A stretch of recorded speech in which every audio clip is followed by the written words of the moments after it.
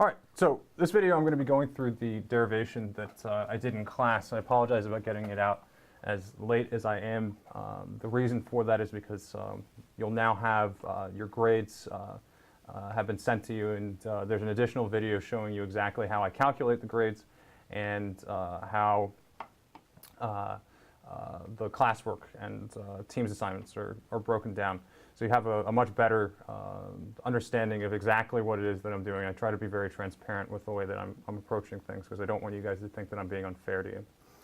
Okay, so let's go ahead and get started with the derivation. And before I even do that, I really want to motivate it a little bit more from the standpoint of why would you want to use polar coordinates over Cartesian coordinates? Because our Cartesian coordinates seem to work pretty nicely for us.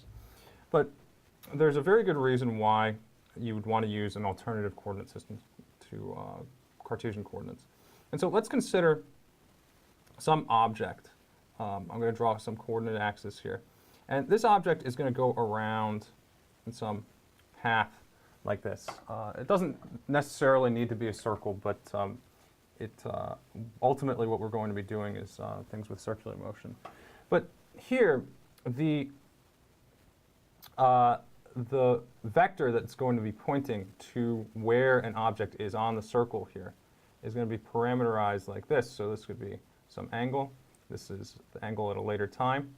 And the magnitude of this vector. So I could write this in Cartesian coordinates by saying that r vector of t is going to be equal to r of t times cosine of theta of t, okay, times x hat plus r of t times sine of theta of t times y hat, right? Because if this is not circular, this radius or this distance from this center point right here can change, right? And you can see that I've kind of drawn this oblong so that the distance is changing. And if I want to find what the velocity and the acceleration of this object is, we would take the appropriate derivatives, right? So we'd say that dr vector dt is equal to v of t, and dv vector dt is equal to a vector of t, okay? But you can already see that this is going to be pretty complicated if we try to do this in Cartesian coordinates, because we have a product of two terms here, right? So every time I take a derivative here, I'm going to have to apply the product rule. And by the time we get to the acceleration, it's actually really, really complicated. Complicated to the point where it's not very useful. And so this gives us a little bit more motivation to want to use a different way of defining our coordinates. So here, what I'm going to say, instead of defining this in Cartesian coordinates, I'm going to define this in polar coordinates. So my r vector as a function of time is just going to be equal to the magnitude of that vector times r hat. Okay. Now we can already see that symbolically this is much simpler, but let's explore how this is really connected to our Cartesian coordinates. Okay. So let's consider our r vector here. Okay. So this is some angle of theta. This is our r vector. And we could draw our unit vectors here. So this is our unit vector y hat, and this is our unit vector x hat. Okay.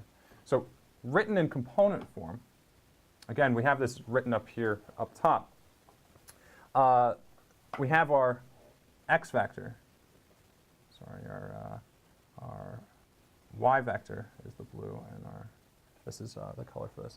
So this is the way that we would represent this in Cartesian coordinates, but polar coordinates, when we're using polar coordinates, we're using a different set of unit vectors. And so the way that this works is that the unit vector r hat is just going to point to wherever the vector is pointing.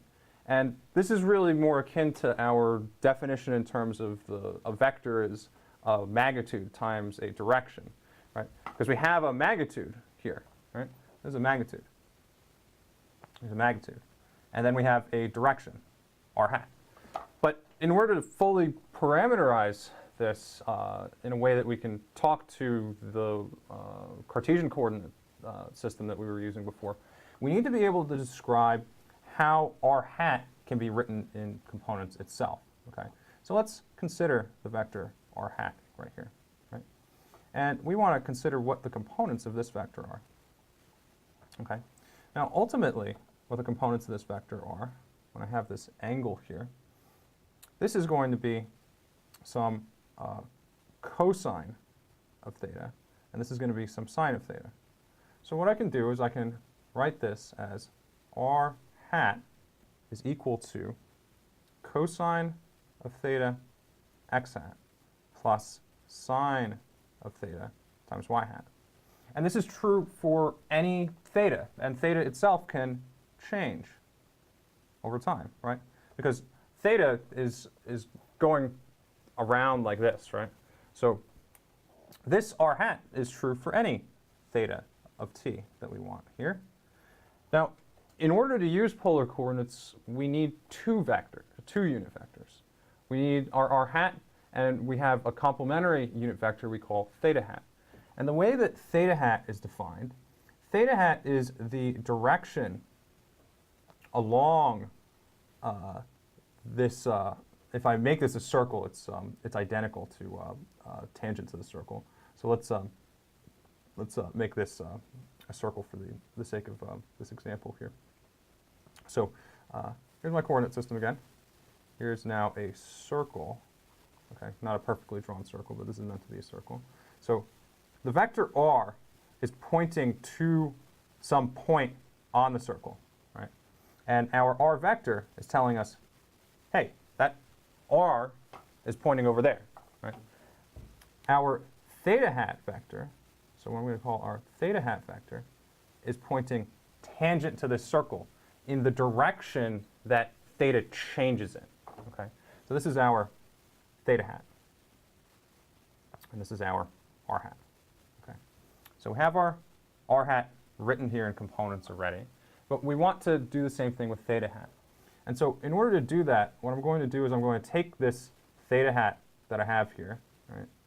I'm going to take this, and I'm going to shift it down to the origin right here, okay? So what I'm doing now is I'm going to bring it down right here. And you'll see why I'm doing this in just a second. So let's draw this again down here. So we have our r hat now. So here's our r hat, and we broke him into components already because we know that angle there. And we have our theta hat. Okay, here's our theta hat. Okay, see, it's still pointing the same way that it was up here. I just brought it down here.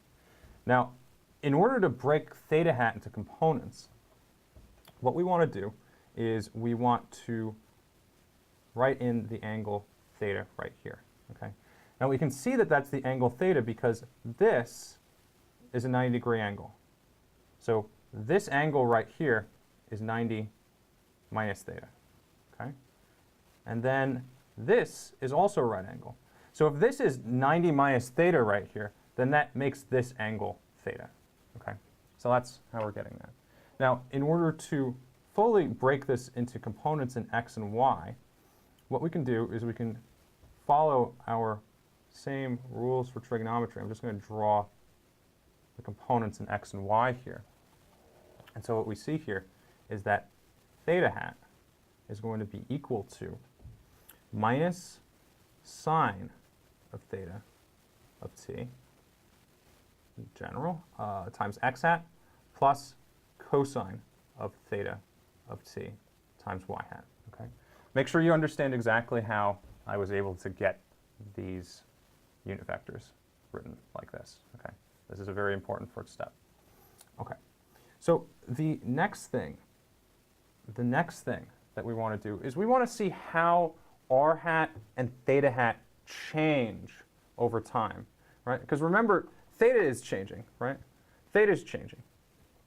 And so that means r hat and theta hat themselves change over time. They're going to point in different directions as time elapses. And so in order to understand how these change over time, we can take a time derivative. But before we do that even, let's lay out some rules of calculus that we're going to be using as we're going through this derivation. So the first rule is what's known as the product rule. So what the product rule says is if I want to take the derivative of a product of two functions like this. This is going to be equal to df dt times g of t plus f of t times dg dt. Okay. Now this is something that you'll prove in your calculus class. We're just going to use it as we're going through here. The next thing that we have is what is called the chain rule. And this is what we're going to be using when we're taking the time derivative of our unit vectors. This says if I want to take a time derivative of some function of a function, this is going to be equal to the product of dg dt. So you take the derivative of the inside of the function, and then you multiply that by df dt evaluated at g of t. Okay. So what this df dt is saying is I'm just going to take the derivative of the outer function and then plug the inner function into it. And so that's how we take a derivative using the chain rule. Okay. So we're going to use the chain rule now in order to find how our unit vectors r hat and theta hat change as a function of time. So let's do r hat first. So we're doing d by dt of r hat. This is going to be equal to d by dt of cosine of theta of t times x hat plus sine of theta of t times y hat. Okay. Now, when we use our chain rule here, I didn't go into as much detail in this when I was doing it in class, but here what you're doing is you're applying a derivative term by term. So this is, if I want to be really explicit, this is d by dt of cosine of theta of t times x hat plus d by dt of sine of theta of t. I'm trying to make this very explicit so you can see that the argument of the sine and the cosine are these theta of t's. Okay, so now apply the chain rule. So here our g of t is theta of t. So we take the derivative of that and we put it on the outside, right? Then we take the derivative of the outer function evaluated at the inner function. So the derivative of cosine, so let me just write this here, d by dt of cosine of t is going to be equal to sine of t with a negative sign. And d by dt of sine of t is going to be equal to cosine of t. Okay? So again, that's just a rule that you can remember from calculus, but now we just want to take the derivative of our cosine. And so this is going to be minus sine of theta of t. Okay? Just applying the chain rule here. Times x hat plus, we're doing the same thing again to our sine here. And so the derivative of the inside is going to be d theta dt. And then the derivative of our outside, our sine function, is going to be cosine of theta of t. Okay? This is our y hat.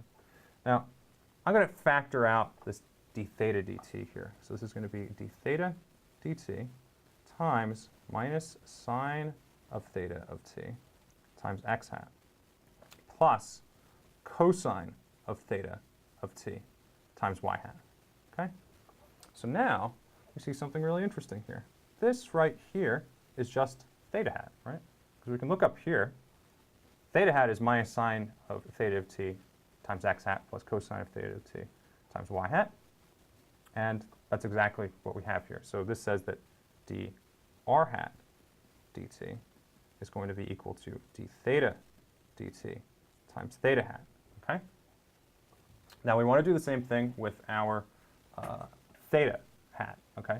So we're going to take a time derivative of theta hat. So this is d theta hat dt is equal to d by dt of, we just plug in what theta hat is. So theta hat is minus sine of theta of t times x hat plus cosine of theta of t times y hat.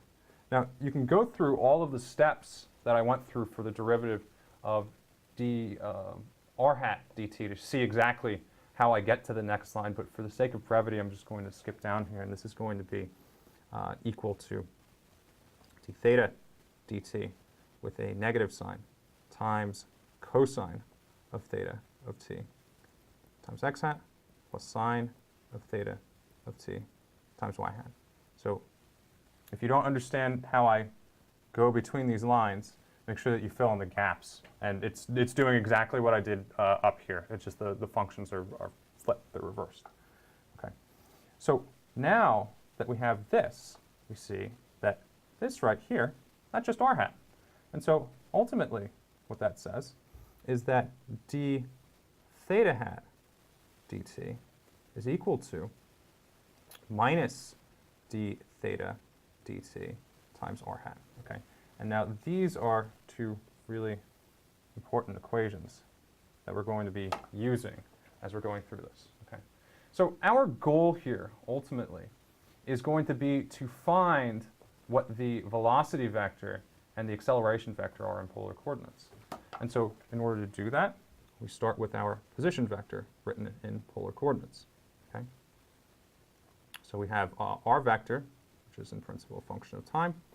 And all of these things are really functions of time. I'm just suppressing that information right now. So this is not a theta hat. This is an r hat. Okay. So really, I'm suppressing a lot of notation here. All of these things are themselves functions of time. Okay. So r hat can change as a function of time. Where you're pointing is going to change as something moves, right?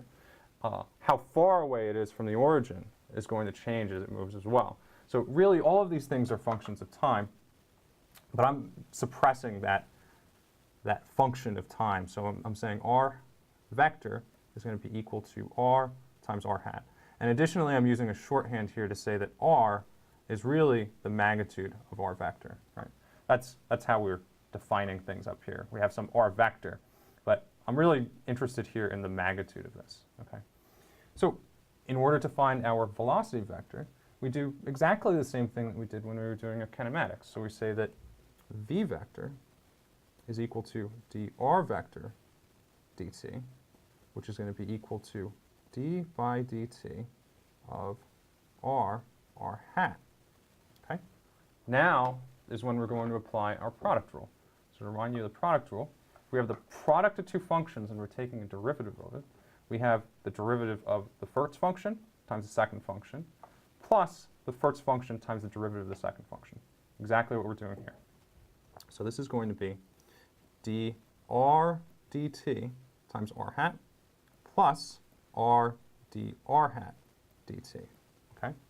So now you can see why I wanted to have these derivatives of the unit vectors, because ultimately we want to write our equations not in terms of derivatives of the unit vectors, but just in terms of unit vectors themselves. And so we know that dr hat dt is equal to d theta dt times theta hat. And so this is going to be equal to dr dt r hat plus r d theta dt times theta hat. And this is our v vector. Okay? And again, in principle, all of these things are functions of time. Okay? Good. So that's the first thing we need. We need to find what our velocity vector is as a function of time. And then the next thing that we want to do is we want to find what the acceleration vector is. So a vector, just as before, is the same relationship between a vector and v vector. So a vector is equal to dv vector dt. And so we can take this and plug in what v vector is. So this part gets a little messy, but it's just applying the chain rule. You make sure that you're careful and you're writing all your terms here. And so, a product rule. So we're going to apply a product rule here. It says that this is d second r dt squared times r hat plus dr dt times dr hat dt plus dr dt d theta dt times theta hat plus r d second theta dt squared times theta hat plus r d theta dt d theta hat dt. Okay? So these are all the terms that we have, but we have, again, this problem because we have derivatives of the unit vectors, but we know what these are already. We found what they were before, and so we just need to substitute them in. So when we do that, this is d second r dt squared r hat plus dr dt. dr hat dt is d theta dt times theta hat. Okay? Now we have that same term again here, so this is going to be dr dt d theta dt times theta hat with a plus sign. This guy stays the same, so this is going to be r d second theta dt squared times theta hat. And then the last term that we have here is going to be this plus r. Now, d theta hat dt is just going to be minus d theta dt times r hat. And so let me write this very explicitly. This is d theta dt times minus d theta dt times r hat. And so this guy right here becomes an r d theta dt squared times r hat with a negative sign. So now the last thing that we need to do here is just collect our terms. And so collecting our terms here, we have a vector is going to be equal to d second r dt squared. So what I'm doing here is I'm collecting all the things that have r hats and all of the things that have theta hats together. Okay. So this guy comes here. This guy also comes over here. Okay. So actually, I don't like the way I drew that all the way over there, but this guy's coming right here. Okay. So this is going to be minus r d theta dt squared times r hat plus, this is going to be, these two guys, they're the same. So I'm going to get a factor of 2. They're going to come right here. So this is going to be 2 dr dt d theta dt, and then the last term. This one's going to come right here. So this is going to be plus r d second theta dt squared times theta hat. Okay? And this is our acceleration vector. Okay? So we can see how we started with all of this, and we said, okay, well, consider writing our unit vectors. Instead of writing them in Cartesian coordinates, we're going to write them in polar coordinates. And then we can see how we're defining this r hat and how we're defining this theta hat. And then what we want to do is say, how do r hat and theta hat change? So if something's moving and I'm pointing at it, it's over here, and that object is moving, how is the way that I'm pointing changing, and how is the vector that's perpendicular to that changing? That's really what we're finding when we're doing these time derivatives of the unit vectors. Okay? We determined how those changed, and then we came back and we said, okay, well, our r vector in polar coordinates is just going to be defined like this, right? So we know r vector is equal to r times r hat, just by definition, right? Because it's the magnitude of the vector times the direction that it points in, right? So it's just r vector is equal to r times r hat. And we wanted to figure out how we could find what the velocity is and how we could find the acceleration in this coordinate system. And so in order to do that, we just use the same relationships that we used before when we talked about velocity, position, and acceleration, now just in a different coordinate system. So to find what the velocity vector is, we take a time derivative of the position vector. And then after a little bit of calculus and a little bit of algebra, this is what we found here. Then to find the acceleration vector, again, same relationship that we had before between acceleration and velocity. So when we want to find the acceleration, we take a time derivative of velocity. Now, it's got a little bit messy here, but if you're careful and you follow the rules that we have for applying the product rule here, it's actually pretty simple. It's pretty straightforward. It looks more complicated than it is. Okay, so let's see what we can do with this now, okay? Because it's, this is just kind of mathematical rigor rule if, it's not useful for something. But let's see what this is useful for. And ultimately, the reason why I'm showing you this is to build up to circular motion, how something moves along the arc of a circle. And so in that particular case, let's write our equation for the velocity vector again down here. So v vector of t is equal to, this is going to be dr dt times r hat plus r d theta dt times theta hat. Okay. Now, the special case that we have when we're talking about circular motion, if this was a circle, we have a fixed radius. So r is going to be equal to like some fixed capital R, I'm saying here, which means that it doesn't change with time. It's always the same value. It's constant. And so that means that dr dt is equal to 0 for constant, circular motion, okay? And that actually lets us simplify things a little bit here, because what that says is, in general, we could write this as v sub r times r hat plus v sub theta times theta hat, right? But for circular motion, this says that the r hat term's 0, right? It's not moving in or out of the circle, right? So it has this fixed distance, and so this term for r hat, or v sub r, is going to be 0, and what we're left with is just the v sub theta term, right? So v vector of t is equal to this. But really what this says is that v theta is equal to r d theta dt, and this is just going to be equal to r d theta dt times theta hat. Okay, so we're going to hold on to this guy for a bit. We want to see how the acceleration is going to reduce as well. So for our acceleration, a of t, if the first derivative is 0, second derivative is definitely 0. This is going to be minus r d theta dt squared times r hat plus r times d second theta dt squared times theta hat. Okay. Now, to kind of clean this up a little bit, what I'm going to do is I'm going to give some definitions here.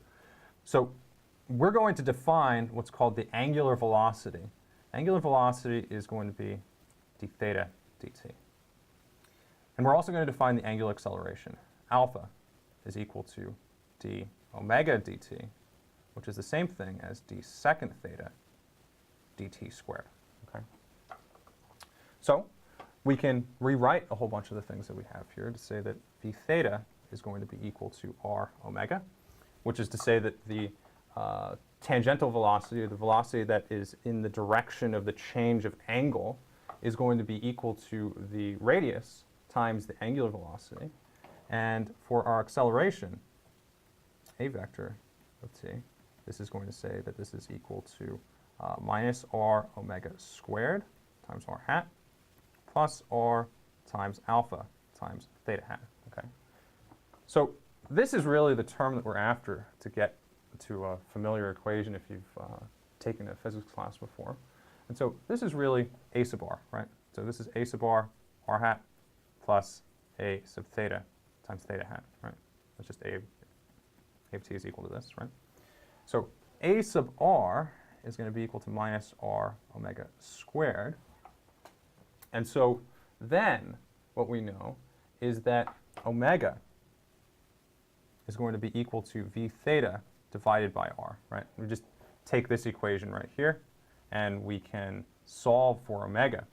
And when we do that, we can take this and we can plug it in here. And this is our familiar equation for circular motion if you've taken a physics class before. Okay? And we're going to talk more about how you use this in the next class, but I wanted to kind of lay the groundwork for showing you exactly where all of this comes from first. And it's important to understand where these equations come from, because ultimately you'll understand how to use them a lot better when you know where they come from. Okay? So that's going to be it for this video. I'm going to post this in an assignment, and I'll see you guys on Wednesday.